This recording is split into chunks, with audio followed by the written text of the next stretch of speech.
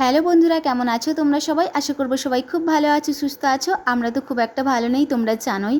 তো আমি সোনামণি, আমার নিধান সোনা লাভ স্টোরি চ্যানেলে তোমাদের সবাইকে জানাই অনেক ভালোবাসা, অনেক স্বাগত। এখন টাইম হয়েছে সকাল 8টা মতো, আর এখন থেকে আমি আমার ব্লগটা স্টার্ট করে দিলাম। তো দেখো, সোনামা হচ্ছে যে জল নিচ্ছে, আর কাকিমা জল ছেড়ে দিয়েছে। আমাদের এখানে সকাল 8টার দিক করে জলটা ছেড়ে দেয়, সেই জন্য দেখো সকাল সকাল সোনামাকে বললাম তুমি জলটা নিয়ে নাও। যেহেতু আমি বাথরুমের মধ্যেই ছিলাম, স্নান করছিলাম আর কি, তো সেই জন্য ওকেই আমি কাজটা দিয়েছিলাম। আর তাছাড়া ও কিন্তু কাজ করতে ভালোই বাসে। তোমরা হয়তো অনেকে ভাববে যে আমি সোনামাকে খাটাই, তো অনেকে কমেন্টও করো অবশ্যই যে এইটুকু বাচ্চাকে তুমি সারাদিন ধরে হচ্ছে যে খাটাও। কিন্তু না বন্ধুরা, খুব কমই আমি নিজের থেকে বলি যে তুমি এই কাজটা করে দাও, তা না হলে বিশ্বাস করো ও নিজে থেকেই কিন্তু আমার কাজগুলো করে দেয়। ও নিজেই আমাকে বলে যে মা তোমার খুব কষ্ট হবে, আমি কাজগুলো করে দিই। ওকে আমি অনেক বাধা দিই জানো তো, তার সত্ত্বেও বলে না, আমি তোমার কাজটা করে দেবো, তোমাকে একদমই করতে হবে না। তো যাই হোক, এইভাবেই কিন্তু মা মেয়ে দুজনে মিলেমিশে হচ্ছে যে আমাদের ঘরের কাজকর্মগুলো সেরে নিই। আর এখানে দেখো সোনামায়ের কাণ্ড। সোনামা আমাকে বলছে মা দেখো আমি সাইকেল চালাচ্ছি। ওর মামা হচ্ছে যে গিয়েছিল কাজে, তো কাজ থেকে বাড়ি এসেছে, আর ওর মামার সাথে দেখো দুষ্টুমি একেবারে শুরু করে দিয়েছে।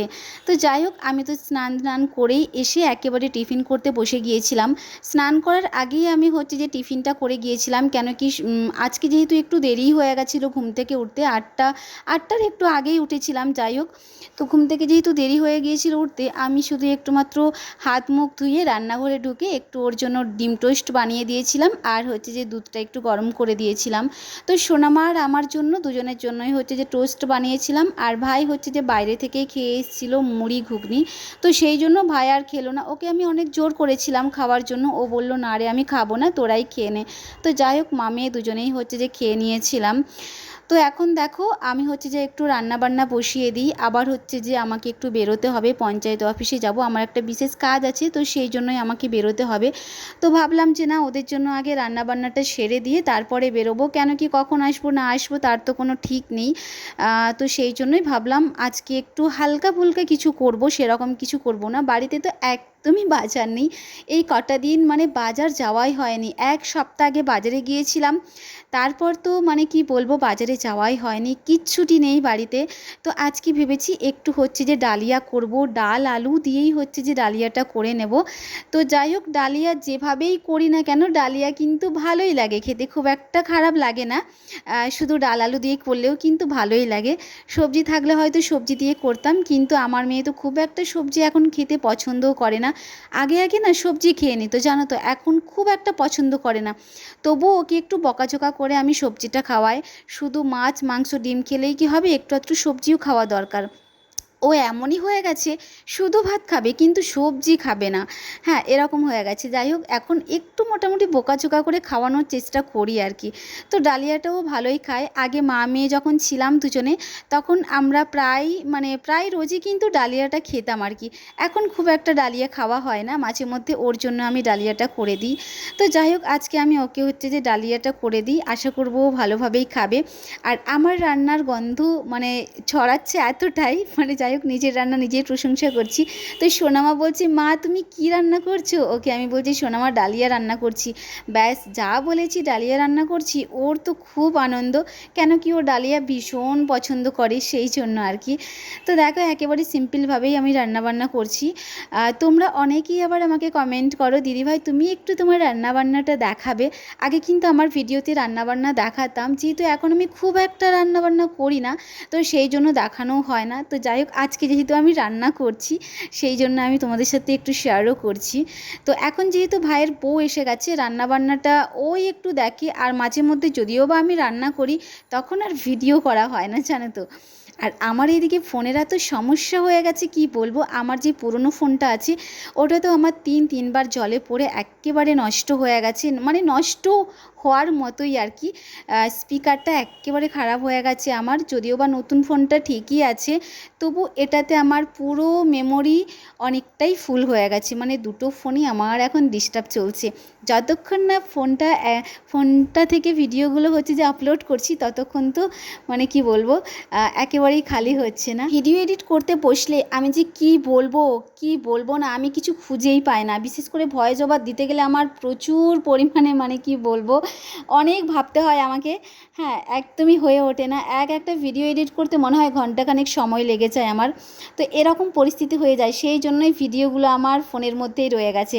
তো যাই হোক, চলো, রান্না আমার হচ্ছে। আর এদিকে দেখো আমি হচ্ছে যে একেবারে রেডিও হয়ে গেছি পঞ্চায়েত অফিসে যাওয়ার জন্য। তো আমার কিছু দরকারি জিনিসপত্র নিয়ে নিয়েছি ব্যাগের মধ্যে, আর তার সাথে জল, ছাতা এগুলো তো নেবই। তো এদিকে দেখো সোনামায়ের কাণ্ড, কখন হচ্ছে যে মানে আয়নাটা ভরে দিয়েছে আমি তো বুঝতেই পারিনি। আর এই আয়নাটা সদ্য আমি হচ্ছে যে ব্যাগটা নিয়ে চলে গিয়েছিলাম। তো পরে আমার সত্যি খুবই হাসি লাগছিল, যখন আমি হচ্ছে যে ব্যাগটা খুলি আমার খুবই হাসি পাচ্ছিল। আর এদিকে দেখো আমার পয়সা রাখার জায়গা দেখে আমার ভাই আর মাম্মাম সোনা দুজনেই তো খুব হাসছে। তো আমার তো মানি পার্স নেই, আর আমি বুদ্ধি করে এই পলিথিনের মধ্যে কেন রাখলাম জানো তো, যেহেতু হচ্ছে যে বোতলটা মানে ভরেছি ব্যাগের মধ্যে, যদি কোনো রকমে জলটা পড়ে যায় আমার টাকাটা তো একেবারেই ভিজে যাবে। তো সেই জন্যই আমি ওই পলিথিনের ভেতরেই আমি টাকাটা রেখে দিয়েছি। একটা পার্স আমাকে কিনতেই হবে, সত্যি খুবই সমস্যা হচ্ছে আমার, অনেক দিন থেকে ভাবছি নেব কিন্তু মানে নেওয়ার হচ্ছেই না। তো যাই হোক, ব্যাগটা তো আমি গুছিয়ে নিয়েছি। আর এদিকে দেখো সোনামাকে আমি কিছু পড়া দিয়ে যাচ্ছি, আর ওকে যদি আমি পড়া না দিয়ে যাই ও তো সারাদিন ধরে দুষ্টুমি করবে। তো যাই হোক, ওকে আমি পড়া দিয়ে যাচ্ছি, তাহলে ও কি মন দিয়ে একটু পড়াশোনা করবে আমার ভয়ে। ভাইকে একটু বলেছিলাম যে আমাকে একটু রোড পর্যন্ত ছেড়ে দিয়ে আসতে, যেহেতু অনেকটাই রোদ আছে সেই জন্য ওকে রোড পর্যন্ত ছেড়ে দিয়ে আসতে বলেছিলাম। তো আমাকে ছেড়ে দিয়ে ও হচ্ছে বাড়ি চলে এসেছিলো। আমি এসেছি প্রায় 3টের দিক করে। তো এসে আমার এত শরীর খারাপ করছিল বন্ধুরা, কি বলবো, আমার তো গা প্রচণ্ড পরিমাণে হচ্ছে যে গোলাচ্ছিল, খুব শরীর খারাপ লাগছিল।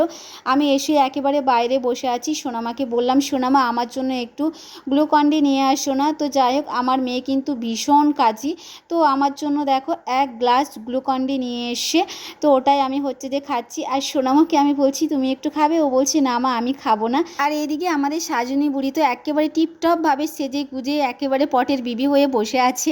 মানে কি বলবো, এত সাজতে ভালোবাসে, সারা দিন শুধু সাজা গুজা।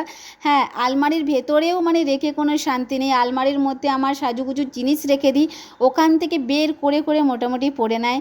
দেখেছো একেবারে কাজল পরেছে, লিপস্টিক পরেছে, টুক পরেছে, আবার নতুন জামা প্যান্টও পরে নিয়েছে। তো যাই হোক, স্নান ও একেবারে করে টিপটপভাবে সেজে গুজে রেডি হয়ে গেছে। আমি আসার সঙ্গে সঙ্গেই আমাকে বলছে মা তুমি আমাকে ঘুরতে নিয়ে চলো। তো ওকে আমি বললাম এই মাত্র এলাম, আমার শরীরটাও খুব একটা ভালো লাগছে না, তো পরে তোমাকে আমি ঘুরতে নিয়ে যাব। সত্যি কথা বলতে এই কটা দিন না, যেহেতু ওর স্কুল ছুটি আছে, এই কটা দিন ওকে কোথাও নিয়ে যাওয়া হয়নি। আমি রোজ ওকে বলছি নিয়ে যাব, কিন্তু নিয়ে আর যাওয়া হয়নি। এই রোদের মধ্যে আমারও ভালো লাগছে না জানো তো। যাই হোক, ওকে আমি বলেছি যে তোমাকে 2 দিন পরে ঘুরতে নিয়ে যাব।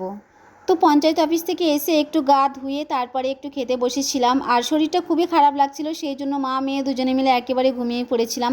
তো ঘুম থেকে উঠেই আবার আমার সোনামায়ের আর্জি ওকে ঘুরতে নিয়ে যেতে হবে, সেই জন্য কান্নাকাটি শুরু করে দিয়েছে। এত জোরে জোরে কান্না শুরু করে দিয়েছিল কি বলবো বন্ধুরা। তো যাই হোক, অবশেষে ওকে আমি বোঝাতে পেরেছি।